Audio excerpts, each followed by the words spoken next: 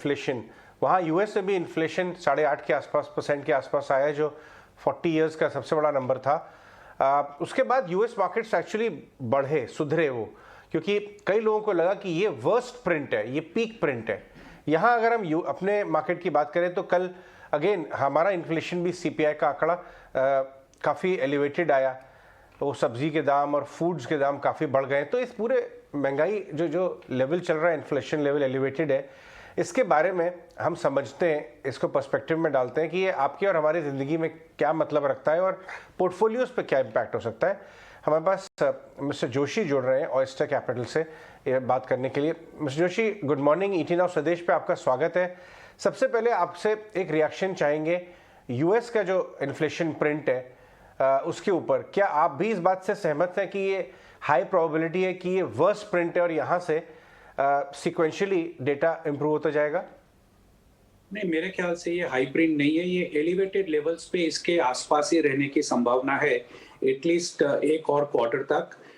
वहां पर भी जो इन्फ्लेशन है वो मेरे ख्याल से इंपोर्टेड इन्फ्लेशन है।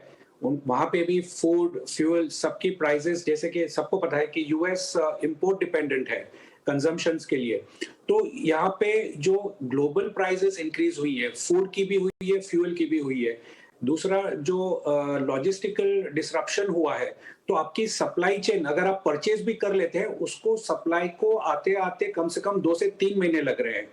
शिपिंग अवेलेबल नहीं है, कंटेनर्स अवेलेबल नहीं है, तो उसको नॉर्मलाइजेशन के लिए मेरे ख्याल से कम 3 महीने लगेंगे। तो ये एक्सपेक्ट करना कि इंटरेस्ट रेट बढ़ने से या दूसरे कोई मेजर्स करने से सप्लाई बढ़ जाएगी, तो वो नामुमकिन है आज की तारीख में। तो मेरे ख्याल से कम एक क्वार्टर तक यूएस में भी इन्फ्लेशन एलिवेटेड लेवल्स पे ही रहेगा। थोड़ा बहुत यहाँ पे 20 बेसिस पॉइंट प्लस माइनस हो सकता है, बट सब्सटेंशियल ड्रॉप मेरे हिसाब से आज की तारीख में नहीं दिख रहा। तो आप मानते हैं ना कि second half of the year में जैसे जैसे चीज़ें नॉर्मलाइज होंगी, एटलीस्ट ये उम्मीद तो है कि चीज़ें नॉर्मलाइज होंगी नेक्स्ट 6-8 महीने में, तो ड्रिफ्ट होके इन्फ्लेशन नीचे आएगा? हाँ, वो डेफिनेटली होगा। जैसे क्या हो रहा है कि 3 टाइप के आज की तारीख में डिस्ट्रप्शंस है। एक तो कमोडिटी की प्राइसेस बढ़ रही हैं, ये पहली बात है। दूसरा, पेमेंट सेटलमेंट का डिस्ट्रप्शन है। आज की तारीख में अगर हम गेहूं खरीदना चाहे तो यूक्रेन सबसे बड़ा सप्लायर था दुनिया का, तो हम सेटलमेंट कैसे करें? रशिया से अगर कुछ खरीदना है तो सेटलमेंट कैसे करें? हमने खरीद दिया, पेमेंट रूबल में करना है, रुपी में करना है, कैसे करेंगे? बैंकिंग सिस्टम जो है रशिया की, उसमें जो टॉप टियर बैंक्स है, सबसे बड़ी-बड़ी जो बैंक है, वो सबके ऊपर सैंक्शंस हैं। तो लोगों को एक्सपोजर लेना होगा रशिया की छोटी-छोटी बैंकों के ऊपर। तो वो भी एक प्रोसेस है कि हम कैसे वो छोटी बैंकों पे एक्सपोजर ले, उसकी एलसी कैसे हम एक्सेप्ट करें। तो काफी सारी छोटी-छोटी चीजें पेमेंट सेटलमेंट के हिसाब से भी रुकी हुई है। ये सबको नॉर्मलाइज होते हुए 4 से 6 महीने लग जाएंगे। जैसे ही होगा, मेरे ख्याल से नॉर्मलाइजेशन स्टार्ट हो जाएगा। मेरे हिसाब से लगभग अगस्त सितंबर के करीब काफी सारी चीजें सुधर जाएंगी। हाँ, जो दूसरा मानना है मेरा कि यूक्रेन रशिया थोड़ा लंबा खींचेगा। रशिया का जो मेरे ख्याल से माइंडसेट है कि उसको सर्दियों तक लेके जाए, ताकि यूरोप को फोर्स किया जाए कि यूरो और रूबल में सेटलमेंट चालू हो जाए फ्यूल और ऑयल के लिए। तो ये मेरा मानना है कि थोड़ा लंबा खींचेगा, लेकिन 4 से 6 महीने में पेमेंट सेटलमेंट्स और सारी कुछ बाकी की जो चीजें हैं वो नॉर्मलाइज हो जाएंगी। तो इन्फ्लेशन डेफिनेटली नीचे आना ही है। मैं आपसे जानना चाह रहा था, क्योंकि मार्केट तो फ्यूचर की डिस्काउंटिंग मशीन होती है।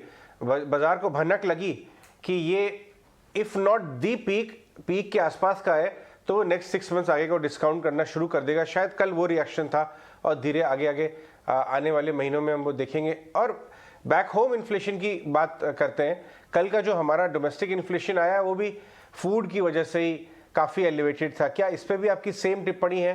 क्योंकि अभी मानसून भी आने वाले हैं, ये भी क्या आपको 2-4 महीने में पीक आउट होता नजर आता है?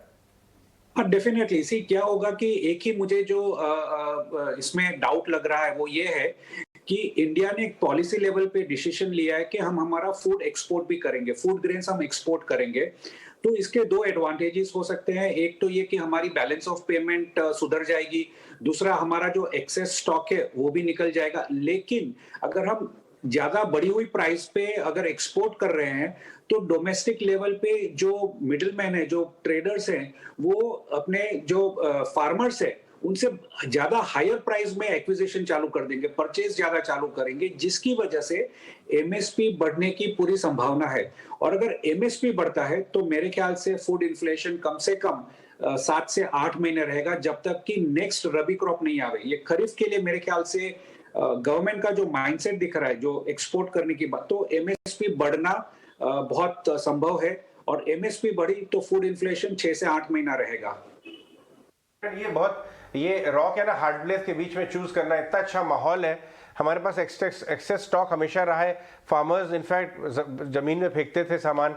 अब जब एक्सपोर्ट अपॉर्चुनिटी आई है ग्लोबली, तो क्यों ना उसका इस्तेमाल अच्छे फॉरेक्स रिजर्व को कमाने में किया जाए, बट केयरफुल रहना होगा कि कहीं हम डोमेस्टिकली इन्फ्लेशन को स्टोक ना कर दें। एक आखिरी सवाल क्विकली, पिछले 30-40 सालों में जब जब हाई इन्फ्लेशन सिनेरियोज रहे हैं, वो कितना लास्ट किए हैं आपके हिसाब से? लॉन्गेस्ट एलिवेटेड इन्फ्लेशन कहाँ तक रहा है, ये मैं जानना चाहता हूँ, कि इसलिए कि क्या एक नॉर्मल रेंज में वापस मीन रिवर्जन हो जाता है?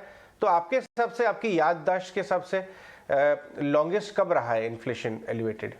इतना मतलब 30 साल का तो मुझे याद नहीं है, बट मेरे अपने हिसाब से जो अगर मैं स्पेसिफिकली 2001 से बात करूं, तो पिछले 22 साल की अगर मैं बात करूं, तो हमारा इन्फ्लेशन लगभग 18 महीने की साइकिल रही है। अगर हम आरबीआई की रेट साइकिल भी देखें, तो आज की तारीख में हमारा जो रेट साइकिल है, अकोमोडेटिव स्टैंस, वो सबसे लंबा है पिछले 22 सालों में। लगभग 3 साल का अकोमोडेटिव स्टांस या रिड्यूसिंग इंटरेस्ट रेट का हमारा स्टांस रहा है।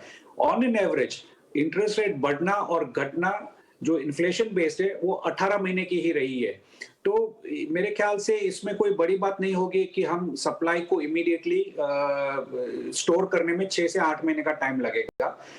एक ही चीज है कि सॉरी, ऑयल सीड्स जो है that can play a spoil sport, वहां पे थोड़ा एक कंसर्न रहेगा, लेकिन उसका वेटेज इतना ज्यादा नहीं है कि पूरा का पूरा फिगर ऊपर नीचे हो जावे।